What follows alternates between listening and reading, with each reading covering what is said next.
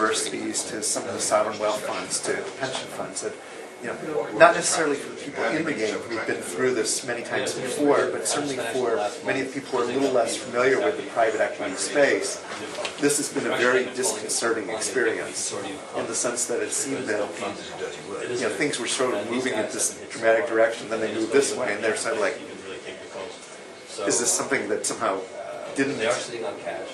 But you're talking about from a global perspective. Very from a global perspective. But I think that, in a way, probably, my guess is that a lot of the organizations or families and youth relationships have really gone through a lot of the same kind of process. That it's not saying that's specific to this region, but really worldwide, a lot of apprehension. How do you feel? How do you sort of see the mood this year compared to last year's SuperReturn? Well, certainly it's a pretty dramatic change in the sense that last year I was here and then went off to China to do our annual private equity course we do there.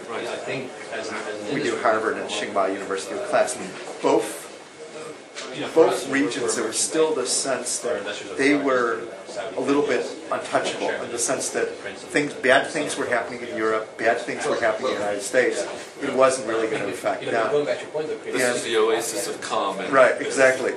And I guess at that time I sort of shared a long-run optimism, saying that in a lot of ways these were regions that were likely to come out of the crisis faster and probably be better positioned after the crisis.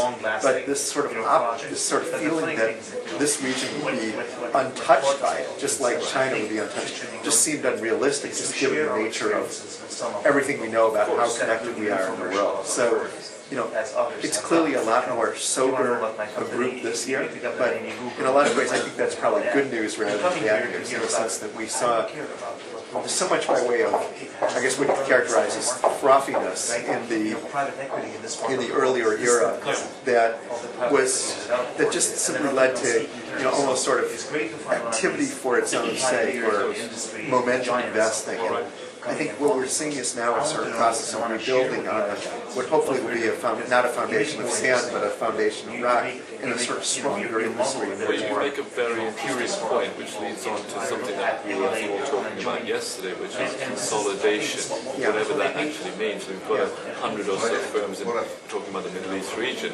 What do you think? Is there room for 100 players going forward in the next cycle?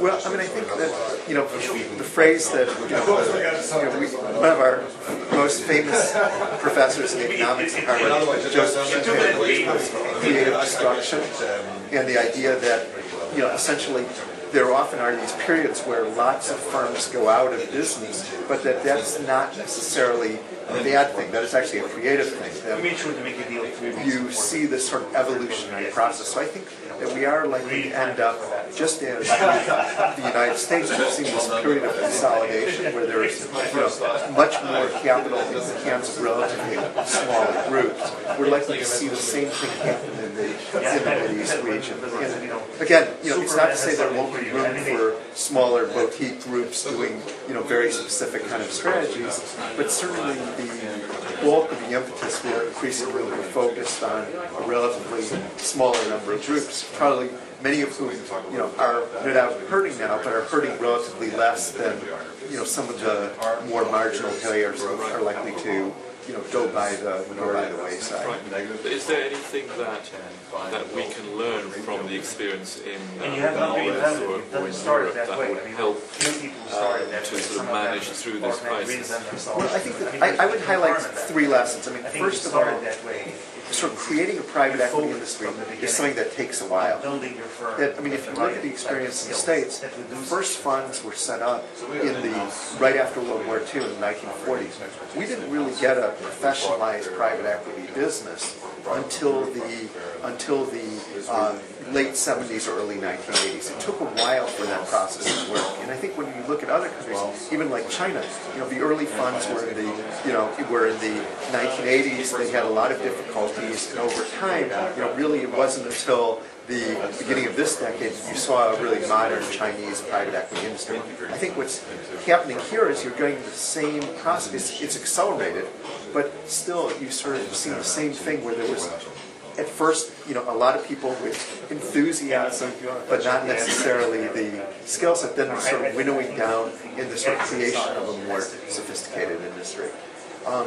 The second lesson I would highlight is that it seems that this is a business which tends to be one where there are, relatively concentrated winners. It's not to say that there isn't room for middle market and focus groups, but that by and large, I think if you look almost anywhere in the world, you tend to see that it isn't a matter of 100 roughly equal private equity groups, but it's really a sort of handful of groups at the top of the pantheon who have the sort of vested reputations and so forth. And that process is, I think, just beginning in terms of the sorting out process here. Obviously, as investors, much of the game is trying to figure out who those people are going to be. And then the last thing I guess I would highlight is really the people aspect. The groups that are likely to be successful are the ones who not only have the very charismatic individuals as founders, but also which really institutionalize the training and career development aspect of it. And in some sense, this is certainly true in the United States. I think it's probably true in a lot of parts of the world. It's not always the case that the qualities that make a good individual investor are those who make a good leader of a private equity group. And it takes a real sort of special kind of person who can be, on the one hand, a good investor, on the other hand, a good mentor and a good developer of talent to the people in their organization.